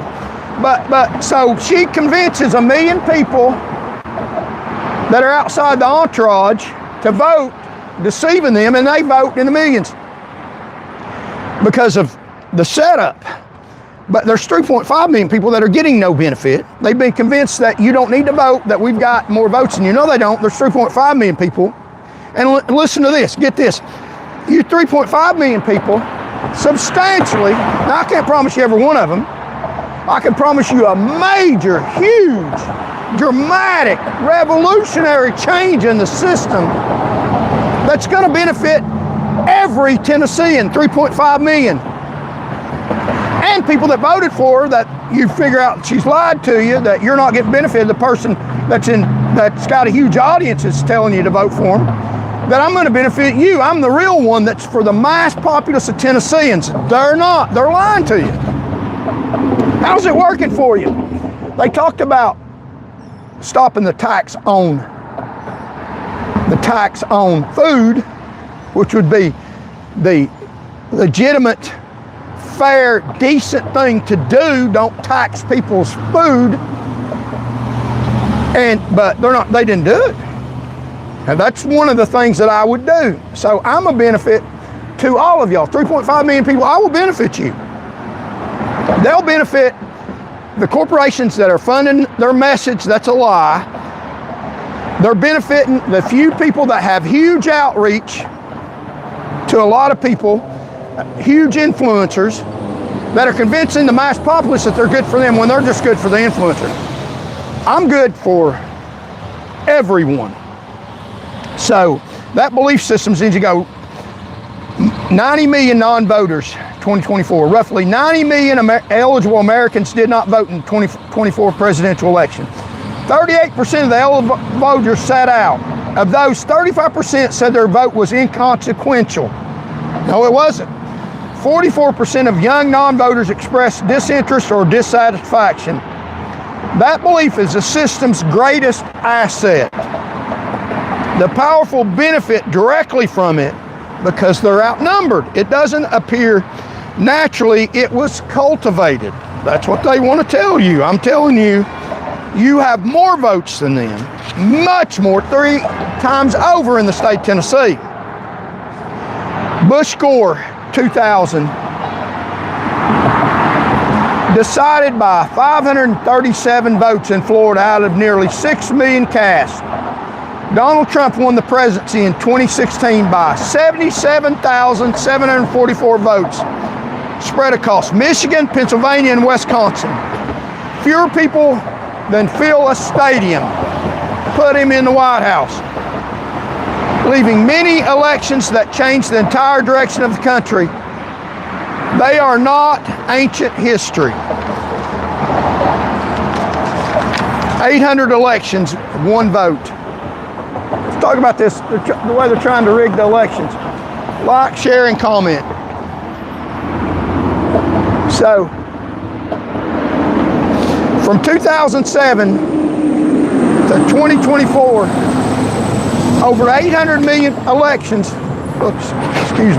over 800 million elections, make sure the volume didn't go off, were decided by a single vote or a tie. Some settled by coin flip. One Virginia House of Delegates race settled by drawing a name from a film canister. Your vote is not symbolic, it is mathematically decisive in ways people were taught not to believe. Your vote matters. It matters a hell of a lot, more than what they want to tell you. Glenn Jacobs, who was right outside the voting area here when I went to vote, who is the financial keeper for Marsha Blackburn Hughes' campaign, right here in Knox County. Glenn Jacobs came from the WWE, is mayor today in Knoxville because of 23 votes. 14,640 to 14,617 over Brad Andrews. Knox County Election Commission, May 1st, 2018, Republican primary documented. That's not a national statistics, that's your county here in Tennessee. Your neighbors, 23 people determine who runs Knox County government. So tell me again, your vote doesn't matter. And Brad Andrews bragged that he didn't knock on a single door. If he'd have knocked on a few doors, he could have got 23 votes easily. It's, according to statistics, 7% effective. That means for every 100 doors that you knock on, you get 7 votes. So you do the math. If he'd have knocked on 2,200 doors, he'd have got those votes. He didn't do it. He'd have got 7,000 votes. He didn't even need to knock on that many. A few thousand doors and he would have won the election. Lazy. So Tennessee 2022, the ungathered harvest. Verified numbers from the 2022 Tennessee's governor race. Total votes cast, 1,737,454. That's through all the candidates. Now I got some of those. Registered voters, 4,550,026. Turnout, 38%. That means 2,800,572 registered Tennesseans didn't vote. Already registered, already eligible, just didn't show up. Tennessee voting age population, 5.2 million people. Roughly 650 million people, eligible Tennesseans, weren't even registered. Add them together, over 3 million Tennesseans who could have voted didn't. Bill Lee won with 1,737,454 votes. The people who stayed home outnumbered the winner nearly 2 to 1, nearly 3 to 1. That's not apathy, that's an ungathered harvest. Look at my title, Ungathered Harvest. Way outnumber them. Matthew 25, James 17. James 2:17. The parable of the talents. The servant who buried what he was given lost everything. The servant who went out and worked with what they had were rewarded and given more. God expects action, what he provided. James 2:17. Faith without works is dead. Believing God has a plan doesn't mean sitting still. You still have to hoist the sail. You cannot make the wind blow. But the sailor who never raises a sail never moves, no matter how hard God sends the wind.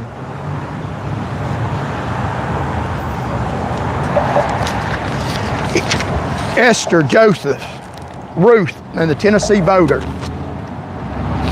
4 stories, one pattern. Esther, Jewish orphan under a foreign empire with power to destroy her people. Position through circumstances that look like misfortune. Terrified, fasted 3 days, then acted with courage despite personal risk. The orphan became the queen, became the deliverer. Joseph, sold into slavery by his own brothers, falsely imprisoned, faithfully in every position handed to him. The pit prepared him for the palace. My life experience has prepared me for this fight. Win or lose, we win. You meant evil against me, but God meant it unto me for good. Look at your circumstances bad and thank God for them. Ruth, a Moabite widow. Moabite widow. Like, share, comment, and subscribe to the channel. I just heard Tennessee was the worst or most corrupt state. It is. That's absolutely true. It very much so is the most corrupt state in the United States, I believe. Whoops, the wind's blowing here a little bit. Excuse that. Thank y'all. Like, share, comment, subscribe. Call your friends and neighbors and get this message out. So a Moabite widow, no legal standing, got up every morning and worked anyway. As it turned out, she ended up exactly where Providence needed her. She didn't control which field, she controlled whether she got up. Me, Charles Van Morgan, wrongfully terminated, fabricated testimony, bar denied twice, 3 federal victories, 40,000 doors knocked. Every human circumstance said the story was over multiple times, still standing, November ballot, still prepared. Win or lose, I still win. I don't pick the field, I go to work. The Tennessee voter told for decades their vote doesn't matter. Told the system is too rigged to bother. Maybe that's true. Maybe that's true.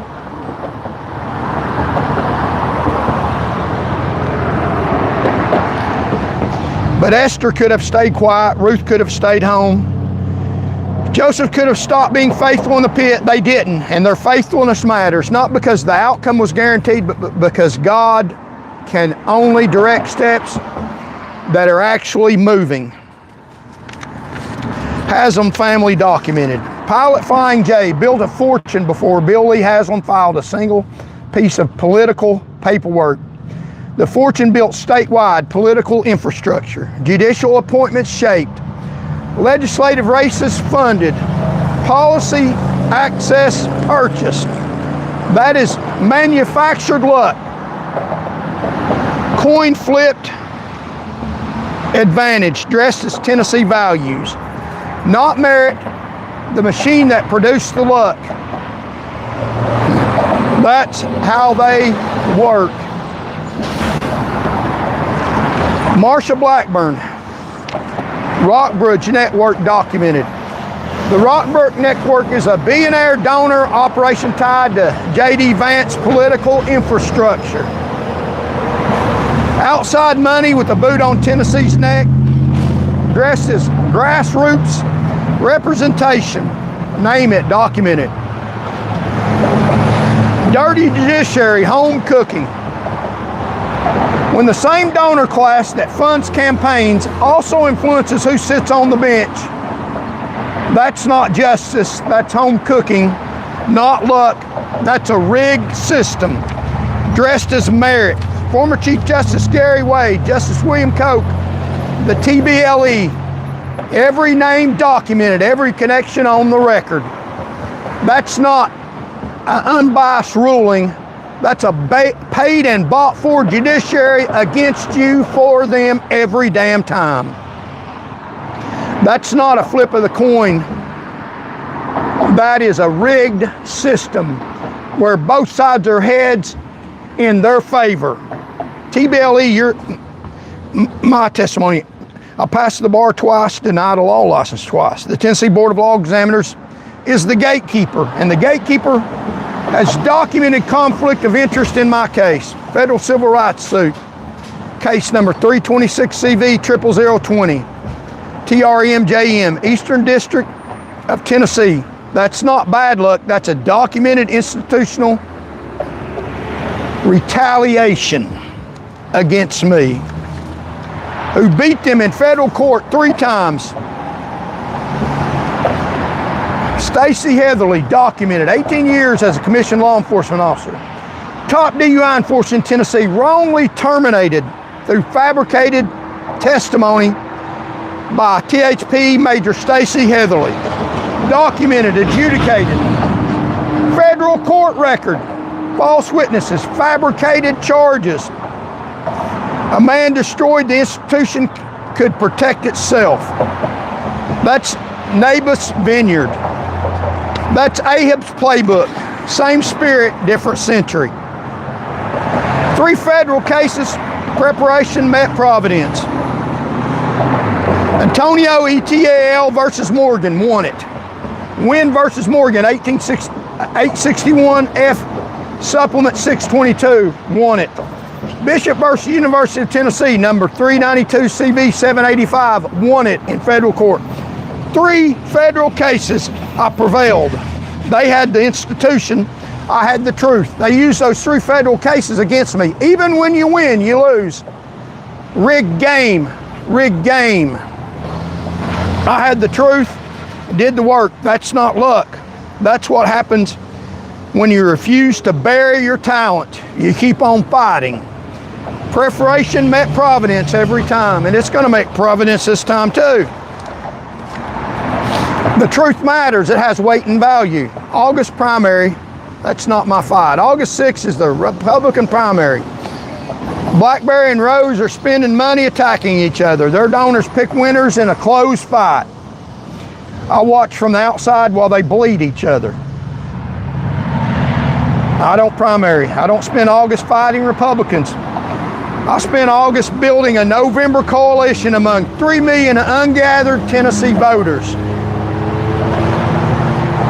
I'm the independent candidate in November. While the establishment exhausts itself in August, I'm the alternative standing clean.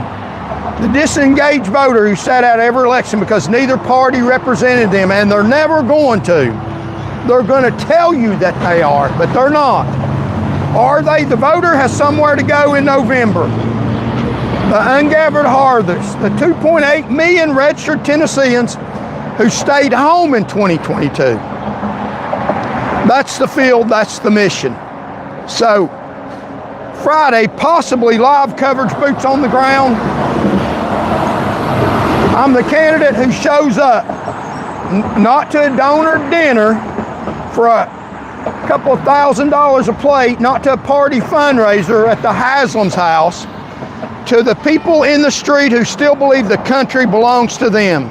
I'll probably cover it live. I'll let you see me there. The last time I went, we got almost 60,000 views. So, without a keel, a sailboat capsizes. The moment the wind hits, my documented record, 18 years, that's the keel. You all are the crew. I'm asking you not just to watch, to work. Share the channel, show up and vote. November is the win. We don't control when it comes, we control whether the boat is ready. Raise the sail. Ecclesiastes 3:1, Ecclesiastes 11:2. For everything there's a season, a time for every matter under heaven. This is our time, Tennessee. This is Tennessee's season. Not next cycle, not when conditions are perfect. Now, the corruption is documented. The voters are disengaged. The establishment is divided. The field is open. And look at the corruption right here. Backed up roads in the state of Tennessee, while there's a road sitting over there closed.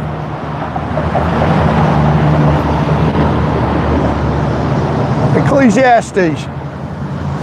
For everything there is a season, a time for every matter under heaven. This is Tennessee's season, not next cycle. Now, not when conditions are perfect. The corruption is documented. The voters are disengaged. The establishment is divided. The field's open. Ecclesiastes 1:1 and 2. Give a portion to 7 and also to 8, for you know not what evil shall come upon the earth. Spread the seed wide. Don't just reach the base. Knock on every door. You don't know which seed lands on good ground. You don't know which broadcast reaches the voter. You need to hear it today. They thought evil against me. God meant it unto good. Genesis 50:20. That's my verdict on everything they did. The termination, the bar denials, the fabricated testimony, the cover-up. God meant it unto good to save much people alive. Tennessee, that's you. You are the much people. It's time to stop the cover-up. I'm Charles Van Morgan. Thank you for watching. Your vote matters. Here is the primary results from 2018, where Glenn Jacobs won by 22 votes. And that's all we need. Just a few votes more wins this election. So we'll try to, no promises. I go by the seat of my pants, film the No Kings protest or rally or whatever you want to call it. And not all those people are bad people. There's some good people. I talked to a bunch of them the last time. Although I don't agree with everything all of them say. They're upset at the establishment.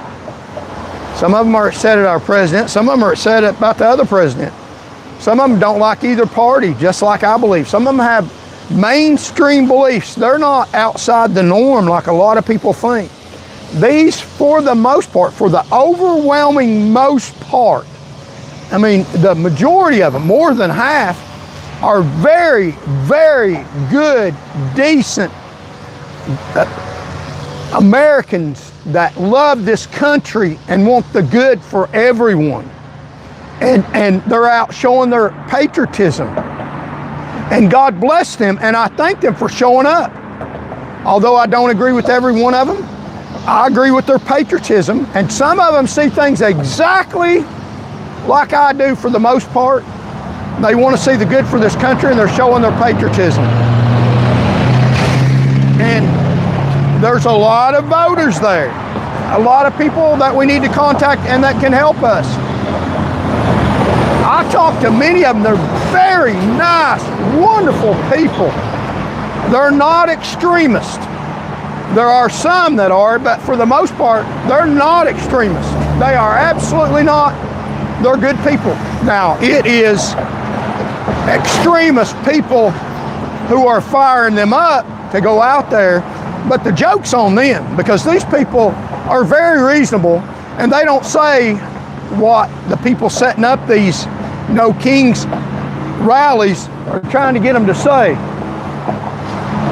They're saying some of the same things I'm saying. They want to get us to hate them, but I don't hate them at all. I love those people. Very nice to me. Some very nice priests and a lot of great people out there. So I'm going to try to show up. Can't promise it. We don't know what might happen. I've already shown them the side of me that won't take their bullshit. So hopefully there won't be no drama. I'm not going to cause drama for clicks and for views. That's not me. I will defend myself if it comes to it. I'll do what I got to do to take care of Van. So I appreciate y'all showing up. We'll show you the beautiful view. May God bless all of you all. We are here listening and also looking from New York. We are here blessing to you. Thank you. Thank you so much. May God bless you. I appreciate that. How hard is it to vote? You go show your social check, the list, and done. Okay. Thank you all. Jesus coming for war is okay. Jesus never maintained slaughterhouses. I tried, he didn't. Shush. You chose God fully or not. Free will is allowed. So God bless you all. Thank y'all so very much. Look at the beautiful view. And the sun is up pretty much here in Knoxville, Tennessee. We're on the governor's ballot. Please vote for us. Thank God in everything, even bad things. God's helping you in the bad. And as I always try to say, God loves you. And I do too. And thank you all so much, every one of y'all who watched.